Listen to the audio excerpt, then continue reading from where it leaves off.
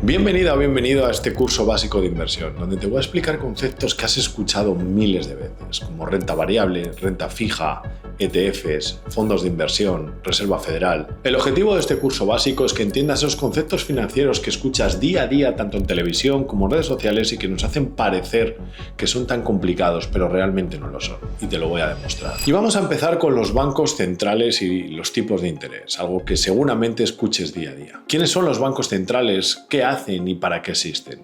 Vamos a hablar del número uno, de la Reserva Federal de los Estados Unidos, que tiene dos objetivos muy claramente definidos. Uno, es la estabilidad de los precios a través del control de la inflación. Y dos, es mantener un mercado laboral fuerte y estable, que no haya paro. ¿Cómo controla la Reserva Federal la política monetaria? A través de los tipos de interés. Cuando los tipos de interés están elevados, la inflación está baja. Cuando los tipos de interés están bajos, la inflación está alta.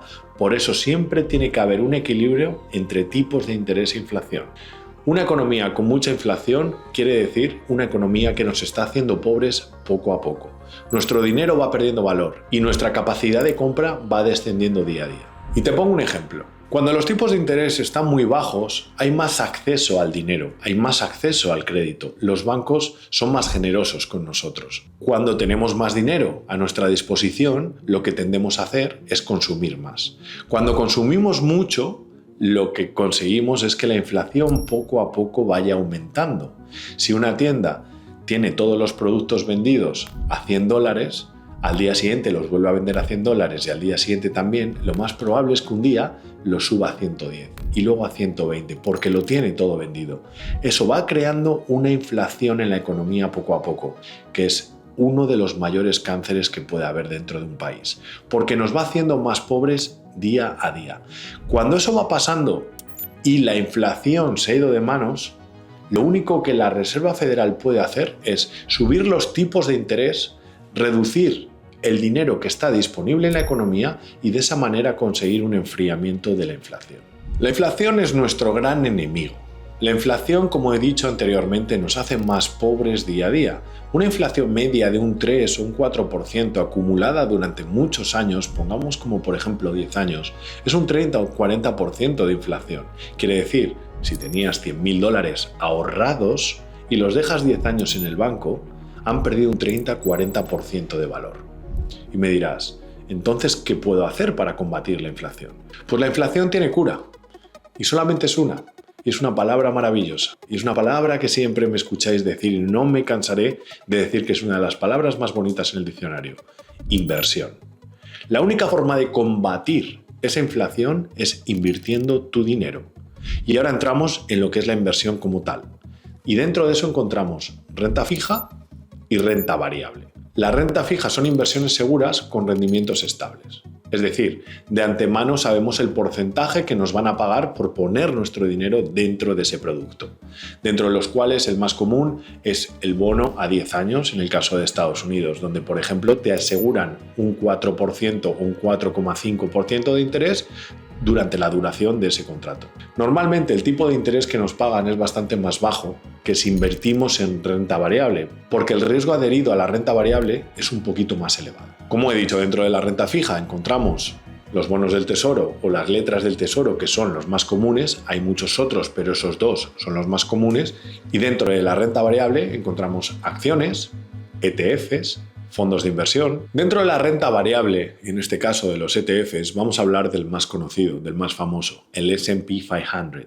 ¿Qué quiere decir el S&P 500? El S&P 500 engloba las 500 compañías más populares que cotizan en la bolsa de los Estados Unidos, y eso crea este índice. Este índice se va moviendo o va traqueando el movimiento de todas esas compañías. Es una de las inversiones más seguras que hay y durante los últimos 60 años ha retornado una media de un 10% anual. Si estamos hablando que la inflación está alrededor del 3 o 4% y aquí estamos ganando un 10%, ya hemos encontrado la cura para esa inflación. El S&P 500 es una de las inversiones más seguras dentro de la renta variable. Los retornos son bastante estables durante los últimos años con un riesgo bastante bajo. Los fondos indexados o el S&P 500 lo que hace es reducir la exposición al riesgo. Si tú inviertes, por ejemplo, en una compañía como Tesla, tienes un riesgo más elevado, pero también el beneficio puede ser más elevado. Normalmente los fondos de inversión tienen un retorno más constante y estable que las compañías en sí. Por eso, yo siempre recomiendo la inversión en fondos de inversión o ETFs a aquellas personas que quieren ver sus ingresos crecer de una forma estable sin tener que preocuparse de sus inversiones todos los días, que buscan esa paz mental y el poder relajarse sabiendo que su dinero está trabajando por ellos día a día. Ahora te voy a explicar la diferencia entre dos conceptos muy similares y que la gente normalmente confunde, y es la diferencia entre un ETF y un fondo indexado. Las diferencias claves son las siguientes. En el caso del fondo indexado, es un tipo de fondo que solamente puedes comprar al cierre de la sesión de bolsa, con una liquidez menor y con unas comisiones también menores. En el caso del ETF, cotiza como una acción, lo puedes comprar y vender a lo largo del día. Tiene una mayor liquidez, pero también puede tener mayores comisiones. Son dos conceptos muy similares. Y ahora vamos a hablar de la bolsa de valores. ¿Qué es la bolsa? Porque todos hemos oído hablar de la bolsa, del Nasdaq, del S&P 500, de las compañías que cotizan, pero realmente muy poca gente sabe qué es la bolsa en realidad. Y es muy sencillo, y te lo voy a explicar. La bolsa es un mercado donde las compañías van a financiarse. Grandes compañías como Nvidia, Apple, Tesla, cuando necesitan capital, necesitan para seguir creciendo, lo que hacen es ir a la bolsa y venden parte de su compañía. Y nosotros somos los inversores que invertimos en ellas para que estas compañías sigan creciendo. Lo que tenemos que hacer es analizar bien esas compañías y saber dónde ponemos nuestro dinero. Tenemos que analizar sus fundamentales, tenemos que analizar sus income statements, quiere decir sus hojas de ingresos, sus resultados. Tenemos que ver quién es su CEO, quién es la persona que conduce esa compañía y estar de acuerdo con los valores que ellos tienen. Lo más difícil es encontrar buenas compañías en las que invertir. Una vez que hemos encontrado esas compañías en las que invertir, lo siguiente es seguir añadiendo a la posición y darle tiempo para que ésta crezca. Y ahora te voy a explicar cómo compramos en bolsa, cómo entramos en bolsa, porque la bolsa no es algo que salgas a la calle y puedas invertir en ella. Para ello necesitamos un broker, que es un intermediario, es como un banco, en el cual nosotros depositamos nuestro dinero y desde ahí tenemos acceso a comprar las acciones que queremos para nuestra cartera. Una vez que hemos aprendido a analizar las compañías y hemos empezado a invertir, ya estamos dentro del mercado. Ahora lo que tenemos que hacer es esperar a que esas inversiones vayan creciendo con el tiempo. Me gusta distinguir tres tipos de inversiones: de riesgo alto, de riesgo medio o de riesgo bajo. Dentro del riesgo bajo hemos hablado ya de la renta variable o de los ETF y fondos de inversión. Dentro del riesgo medio tenemos las compañías de valor, compañías como Coca-Cola, como McDonald's, como Procter & Gamble, como Johnson & Johnson.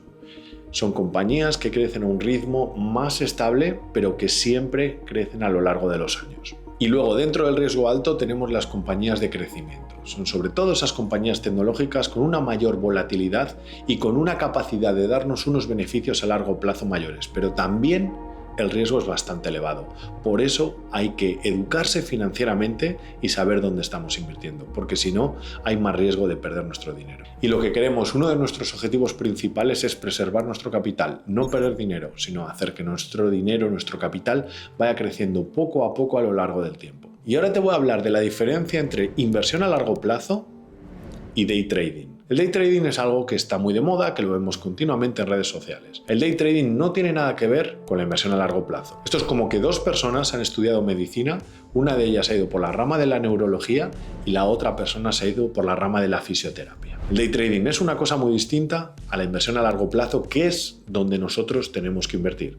El day trading consiste en la apertura y cierre de posiciones durante el mismo día en base a una gráfica, no en base a una compañía, a sus fundamentales y a cómo trabaja esa compañía de cara al futuro. Basados en una gráfica, los day traders intentan establecer patrones de comportamiento de la bolsa y en base a ello toman decisiones de entrada o de salida. Es abrir y cerrar posiciones en el mismo día. Es demasiado arriesgado y volátil y es algo que no recomiendo a personas que acaban de entrar en el mundo de la inversión. No estoy diciendo que no haya day traders exitosos, pero es algo que lleva mucho tiempo de desarrollar. Es una habilidad que hay que luchar, que hay que estudiar y que hay que dedicarle muchísimo tiempo. Lo que yo estoy predicando y enseñando es un tipo de inversión a largo plazo, en la cual tú inviertes tu dinero y él trabaja diligentemente por ti sin tú tener que hacer nada. Y ahora, para cerrar este pequeño curso de inversión, te voy a explicar la diferencia entre un mercado bajista y una corrección, que es algo que ahora mismo está muy de moda debido a los aranceles impuestos por Estados Unidos a otros países. Consideramos una corrección o una caída de uno de los índices, como por ejemplo el S&P 500, entre un 0 y un 20%.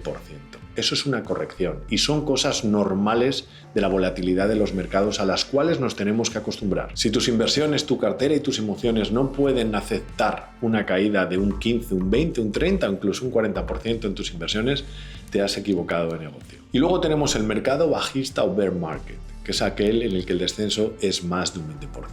Y esto se le considera una recesión en los mercados. Espero que después de este vídeo te hayan quedado estos conceptos financieros que son tan básicos un poquito más claros. Si te ha gustado este contenido, suscríbete porque a partir de ahora voy a estar compartiendo con vosotros todos los secretos de mis inversiones uno a uno para que vosotros también alcancéis esa libertad financiera. Así que os veo por aquí y recuerda, whatever it takes.